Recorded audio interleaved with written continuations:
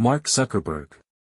The man who started in a Harvard dorm room and became the third richest person on the planet, the man who was accused of stealing ideas and betraying partners, yet pledged 99% of his wealth to charity, the man who stood before the US Congress and walked out victorious. In this series, we're covering everything: his childhood, his family, his relationships, his partners, his successes, his scandals, his legal battles, and even his personal life, everything about him, the good, the bad, and the controversial. We'll try to answer the question: is Mark Zuckerberg a genius, a villain, or both? Mark Elliott Zuckerberg was born on May 14, 1984, in White Plains, New York. But he grew up in a nearby village called Dobbs Ferry, about 20 miles north of Manhattan. His father, Edward Zuckerberg, was a dentist. In fact, his dental office was attached to the family home, which will become very important in a minute. His mother, Karen Kempner, was a psychiatrist before becoming a full-time mom. Mark is the only son, but he has three sisters, Randy, Donna, and Ariel. They were raised in a Reform Jewish household. His great-grandparents emigrated from Austria, Germany, and Poland. So, a normal American family? Yes. But with one big difference. This family had a computer, and a young boy who became obsessed with it.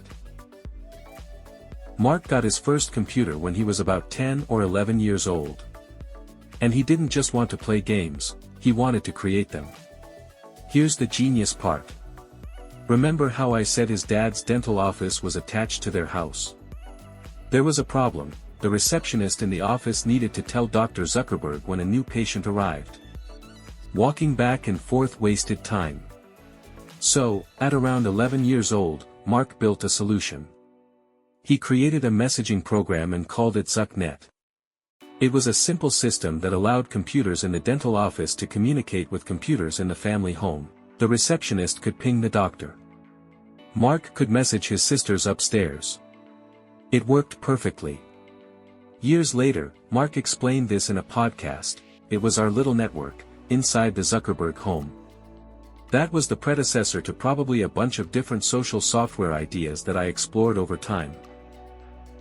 Mark started at a local high school, but his parents realized something. The school didn't have enough advanced computer courses for him. So they transferred him to one of the most prestigious prep schools in America, Phillips Exeter Academy in New Hampshire. At Exeter, Mark wasn't just a computer nerd. He was captain of the fencing team. He also studied Latin and classics. He actually originally wanted to study classics at Harvard. But computers were his real passion. For his senior project, Mark and a friend built something incredible. It was called the Synapse media player. Here's what Synapse did: it used machine learning to learn your music taste. You would listen to songs, and the program would figure out what you wanted to hear next. It would build playlists automatically based on your habits. This was 2002, years before Pandora or Spotify existed. Synapse was so impressive that two giant companies noticed: Microsoft and AOL. They wanted to buy the software. They also wanted to hire Mark, while he was still in high school. The offers were huge. We're talking million-dollar territory. But Mark said no. He released Synapse for free online, and he decided to go to college instead. He wanted to learn more. He wanted to get better. In 2002, Mark enrolled at Harvard University. He was 18 years old. And he arrived with a reputation. By the time he started classes, people already knew him as a programming prodigy. He lived in Kirkland House. He studied psychology and computer science. He joined a Jewish fraternity called Alpha Epsilon Pi. It was at a fraternity party in 2003 that he met the woman who would become his wife, Priscilla. Fun fact, they met while waiting in line for the bathroom. In his second year, Mark built his first Harvard project, CourseMatch. It was a simple tool that helped students choose classes based on what other students were taking. Useful, but not his most famous project. That came next. At Harvard, each dormitory had something called a Facebook, a book with photos and basic info about everyone living there. These were only supposed to be for official use. But Mark had another idea. In October 2003, Mark did something reckless. He hacked into Harvard's computer system and copied the photos from 9 different dormitory Facebooks. Then he built a website called Facemash. The concept was simple. The site showed 2 photos side by side, 2 male students or 2 female students. And visitors had to vote on who was hotter. The site would rank the students based on votes, using the same rating system used in chess. Mark launched the site on a weekend and sent the link to a few friends. Within 4 hours, the site had 450 visitors and 22,000 photo views. It was a viral explosion. But it crashed Harvard's network switches. Students couldn't get online. By Monday morning, Harvard shut it down. Students were furious, especially women, who felt their privacy was violated. Mark faced serious charges: breach of security, violating copyrights, violating individual privacy. He could have been expelled. He had to appear before Harvard's disciplinary board. During that crazy weekend, Mark wrote some blog posts that would become legendary. He wrote, "Let the hacking begin." And he also wrote, "I'm a jerk for making this site. But it's okay, someone had to do it sooner or later." In the end, Harvard didn't expel him. He got probation and apologized publicly. Years later, during his 2018 congressional testimony, he called Facemash just a prank website. Here's the irony.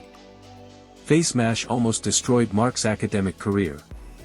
But it made him famous on campus. Everyone knew he was the guy who built Facemash. Everyone knew he was a programming genius. And that's exactly why, just weeks later, 3 older students approached him. Divya Narendra, Cameron Winklevoss, and Tyler Winklevoss had an idea for a social network called Harvard Connection. They needed a programmer. They needed Mark. So in a strange way, Facemash, the site that almost destroyed Mark's college career, is what led directly to the meeting that would eventually create Facebook. Let's quickly recap what we learned today. Born, May 14, 1984, White Plains, New York. Family, dentist father, psychiatrist mother, 3 sisters.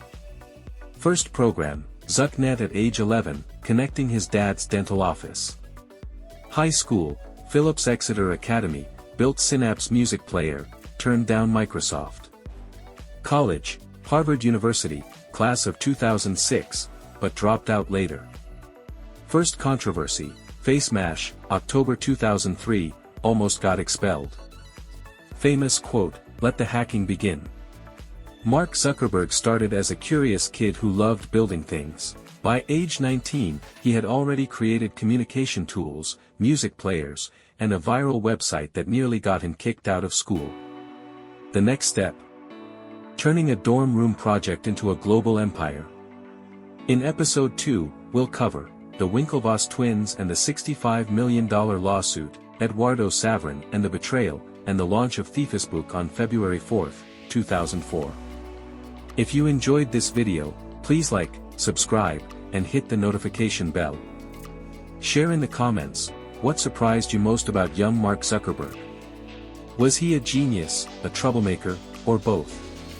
Thanks for watching. See you in episode 2.